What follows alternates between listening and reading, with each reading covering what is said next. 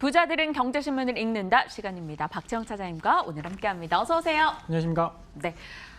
기분 좋게 인사 나누고 싶었는데요. 시장이 정말 이 모양 이 꼴입니다. 오늘장 7월 마지막 월요일인데 너무나 힘들게 진행이 되면서 지금 코스닥은 630선 위태위태한 흐름이 나타나고 있고요. 이에 대해서 첫 질문은 제가 시장으로 꼽아봤습니다. 7월이 너무 별로였잖아요. 그런데 교보증권에서 8월에도 부진할 거야 라고 의견을 냈습니다. 모멘텀이 있기가 어렵다라는 거죠. 8월에도 일본과 갈등 지속될 거고 실적은 부진할 거고 미중 무역 분쟁 재발에 대한 우려도 있다라는 겁니다.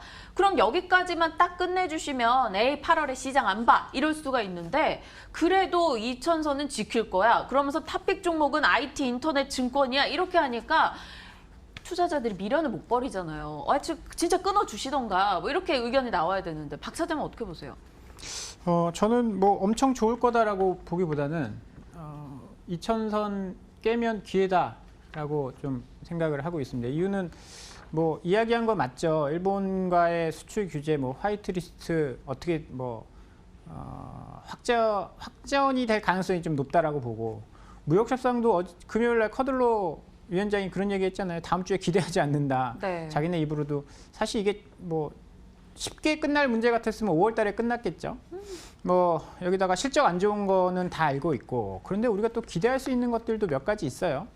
지금 반도체 가격이 올라가고 있는데 아마 고정거래 가격, 스팟 가격은 올라가고 있는데 고정거래 가격이 좋아진다라고 한다면 뭐 여기 보이는 것처럼 반도체 대표주 네. 강세를 보일 가능성이 있습니다. 외국인들이 계속 사고 있거든요. 그거는 뭔가 보고 있다라는 이유가 될 수 있고요. 여기 뭐 하나 더 말씀을 드리면 실적이라는 거는 안 좋을 때도 올라갈 수 있어요. 뭐냐면 여기서 더 안 좋아지지 않을 것이다라는 이제 뭐 공감대가 형성이 되면 실적 발표 끝나고 올라갈 수도 있는 거거든요. 그런 부분들을 좀 기대를 해봐야 될 것 같습니다. 이익 추정치가 1분기, 2분기 어마어마하게 떨어졌는데 네. 3분기에도 어마어마하게 떨어질 것인가? 또 그렇진 않거든요. 3분기 이제 2분기 바닥 찍고 3분기에 돌아 나온다라고 한다면 그때부터는 또 주가가 올라갈 수도 있는 거니까 지금은 불안한 것들이 많긴 합니다. 불안한 것들이 많긴 한데 완전히 기대를 버릴 수는 없다라는 거죠. 뭐 미국 신고가 가고 있는데 전 세계 불황이 오는 것도 아닌데 우리만 뭐 금융위기 같은 것이 온다? 그렇게 생각할 수는 없거든요. 물론 뭐 8월 달에 미국 증시가 하락하고 막 뭐 전 세계적인 글로벌 위기가 온다라고 한다면 네. 어떻게 될지 모르겠지만 지금 같은 분위기에서는 오히려 뭐 저가 매수의 기회도 저는 될 수 있다라고 생각을 하거든요. 그래서 8월 뭐 아주 막 핫한 증시가 되진 않을 수도 있겠지만 네. 너무 걱정할 필요는 없다. 저는 2000선 초반에서는 매수를 해야 된다라고 좀 보고 있습니다. 2000선 초반에서요? 지금 2041포인트 정도가 됩니다. 뭐 2000선 초반 어느 정도요? 그리고 지금, 어떤 걸 사요? 일단 저는 반도체, 하이닉스, 삼성전자, 반도체 쪽 이쪽이 좋아질 가능성이 높다라고 보는데 이유는 외국인들이 계속 사고 있어요. 외국인들이 계속 그쪽 방향에서는 지켜주고 있고 수급이 괜찮고 삼성전자, 하이닉스도 지금 지수랑 비교를 해보면 상대 강도가 굉장히 높거든요. 그러면 올라가는 쪽이 올라간다라고 봐야 될 것 같고 실적도 뭐 매 분기 뭐 50%씩 감익이 됐으면 이제 그만 감익될 때도 됐어요. 반도체 하락도 멈췄거든요. 그렇게 되면 결국은 반도체 올라오면 올라오는 거거든요. 그러면 일본과의 이 마찰이 반도체 가격을 좀 건드릴 가능성이 있다라고 보고 그러면 스팟 가격 그 고정거래 가격 나오는 거 봐야 되겠지만 반도체 가격의 상승은 곧 삼성전자 하이닉스의 실적 개선, 삼성전자 하이닉스의 실적 개선은 곧 수출 데이터의 개선 이렇게 좀 이어질 수 있기 때문에 대형주 위주로 그렇게 보셔야 될 것 같습니다. 지수가 지금보다 더욱더 흔들려서 2000선 초반대까지 떨어지게 된다면 오히려 반도체 대표주자 삼성전자, SK하이닉스 저가 매수 기회로 활용해보자 의견을 주셨습니다. 지난 한 주간의 흐름을 놓고 봐도 IT 대표주자는 시장 대비 선전하는 흐름이 나타났었기 때문에 수급 여건을 놓고 봐도 좀 긍정적인 포인트 잡을 수 있다. 이렇게 정리하겠습니다. 일단 8월장 핫한 걸 기대하지 않습니다. 그러나 뭐 그냥 더 낙폭을 추가적으로 키워나가지만 않았으면 좋겠다. 어느새 이렇게 기대치가 낮아져 있네요. 첫 번째 이슈였고요. 두 번째 열어보겠습니다. 두 번째는 말씀 주셨다시피 일본과 관련한 이슈 골라야 될 것 같아요. 한국 경제의 다른 급소를 일본이 찌르기 지금 대비하고 있다는 겁니다. 화이트리스트 한국을 배제시키겠다 쪽으로 계속 가닥을 잡고 있고 일본 언론은 아주 당당해요. 일본은 피해가 적고 한국은 클걸이라고 얘기하면서 기계나 화학, 플라스틱, 일본의 절대적인 열이다라면서 현대경제연구소에서 내용을 꼽기도 했습니다. 절대 열인 거는 많은데 우리가 조금 우위인 쪽은 섬유나 의류밖에 없대요. 이 부분 어떻게 보시는지, 이거대로라면 섬유나 의류 쪽은 좀 안전하게 보고 좀 방어 느낌으로 매수해도 될 것인가? 얘네들은 실적도 상당히 괜찮으니까 어때요?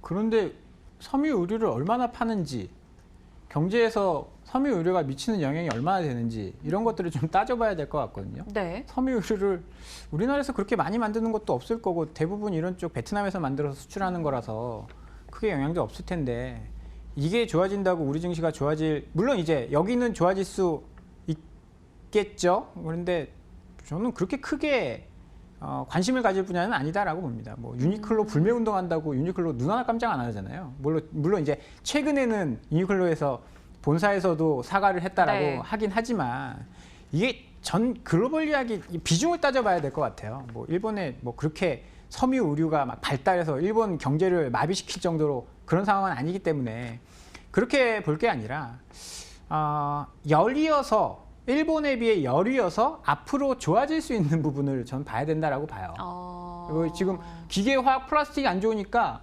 일본을 따라가야 될 거 아닙니까? 그러면 그런 쪽에서는 정부 지원도 있을 거고. 그렇죠. 계속 말씀을 드리지만 이렇게 된 데에는 삼성전자, 하이닉스의 문제도 저는 조금 있다라고 봐요. 어떤 의미냐면 기존까지는 자유무역이다라고 해서 우리가 어느 나라 거를 사도 관계 없다라고 생각을 해서 아무 생각 없이 일본 게 좋으니까 일본 걸 계속 썼겠지만 네. 이런 식으로 이제 된다라고 한다면 삼성전자, 하이닉스도 국내 업체를 찾을 가능성이 높아요. 기존까지는 그러면 기술력이 올라가겠죠. 그렇죠.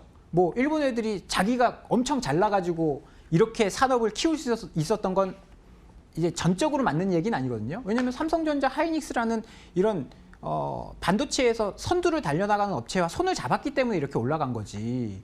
뭐 그런 뉴스도 있었잖아요. 10년 전에 그 불화수소 99.9% 어느 중소기업이 특허를 냈다. 그런데 팔 수 있는 판로가 없다.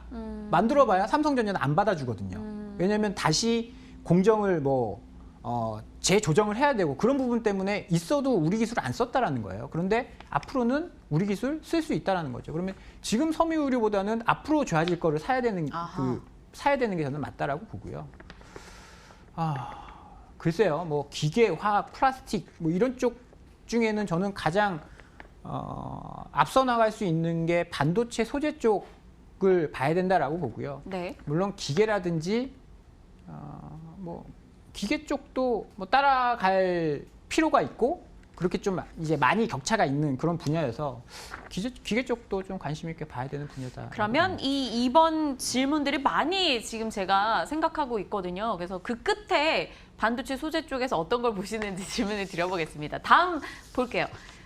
관련해서 또 나온 게요. 로봇용 감속기나 대형 감속기 제품을 개발하는 SPG에 대해서 긍정적인 의견을 하나금융에서 냈어요. 일본이 장악 중인 이 로봇 감속기를 국산화하는 데에서 이 업체가 돋보일 수 있다라는 겁니다. 일본의 H사의 물량 80%를 이 업체가 이제 커버를 한다라는 건데 SPG의 상승에 대해서 어떻게 파악하십니까? SPG 같은 경우에는 이제 로봇 관련주로 해서 주가가 좀 이 감속기라는 게 네.